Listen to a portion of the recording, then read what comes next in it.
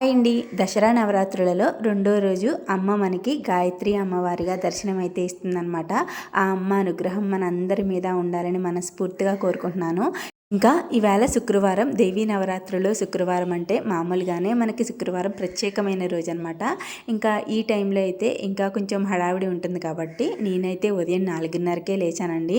లేచిన వెంటనే ఇల్లంతా క్లీన్ చేసుకుని నేను కూడా ఫ్రెష్ అయిపోయి ఫస్ట్ అయితే కామాక్షమ్మ దీపం వెలిగించుకున్న తర్వాత వంటగదిలోకి వెళ్ళి ఆగ్నేయ దీపం కూడా పెట్టేసుకుని అమ్మవారికి ప్రసాదంగా ఈవేళ పులిహోర అయితే ప్రిపేర్ చేస్తున్నాను అనమాట. ఇంకా పులిహోర చేయడం కూడా అయిపోయిన తర్వాత గడపమ్మకు కూడా పూజ చేసుకుని దేవుడి గదిలోకి వెళ్ళి పూజ అయితే స్టార్ట్ చేశాను. ఈవేళ గాయత్రి అమ్మవారి అష్టోత్తర నామాలతో కుంకుమ పూజ అయితే చేసుకున్నానండి. ఇంకా శుక్రవారం కదా, జాకెట్ ముక్క గాజులు కూడా దేవుడి దగ్గర అయితే పెట్టుకుని పూజ చేసుకున్నాను.